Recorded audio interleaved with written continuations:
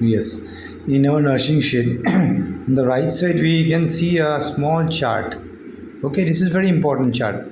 Here you can see that there are some readings are there.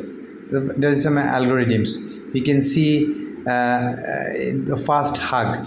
Okay, it is the short form of these things which is written there. It is fast hug, SBID. Fast, you can remember it like this: fast hug, SBID.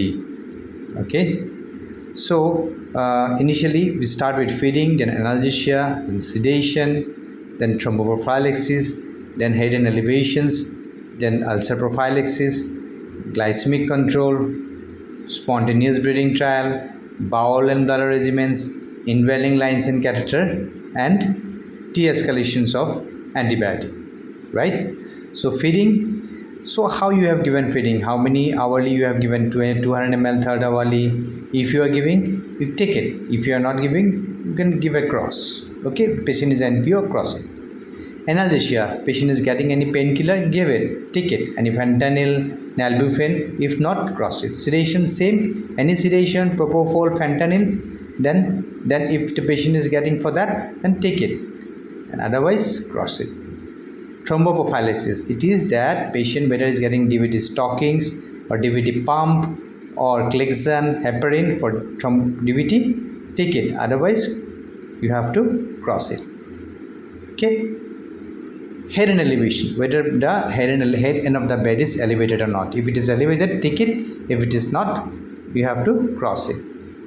Okay. Then comes the ulcer prophylaxis. Okay, ulcer prophylaxis also is the same. Whether giving pantoprazole for ulcer prophylaxis, then take it, or sucral, or if it is not giving, then cross it. Glycemic control, the sugar, you are checking the sugar frequently, it is under control, take it. If you are not checking the sugar, cross it. Spontaneous breathing trial is for patient on ventilator. That is, when we are winning the ventilator support and we are allowing the patient to breathe, then it is called spontaneous breathing trial. If we are doing that, then take it, otherwise cross it. But if the patient is breathing spontaneously, then in that case, the spontaneous breathing trial will not be applicable. You can give a cross. Okay, right? Then comes the bowel and bladder regimen. Okay, in bowel and bladder regimen, the same thing. Whether patient is passing stool, take it, or if the patient is you are monitoring urine output, take it. Okay. Indwelling lines and catheter. This not only includes the Foley's catheter, it includes whether the patient is having a central line or dialysis line. If it is having, take it. If the patient is not having any line or any catheter, then cross it. Then lastly, after that, we have to see the de-escalation of antibiotic. That whether we have changed the antibiotic, we have come down the antibiotic. Initially, we have meropenem, suppose, and we are coming down to ceftriaxone or something like that. Then that is the de-escalation of antibiotic is very much applicable in this case. It is because we have to always check whether we have decreased the antibiotic, right?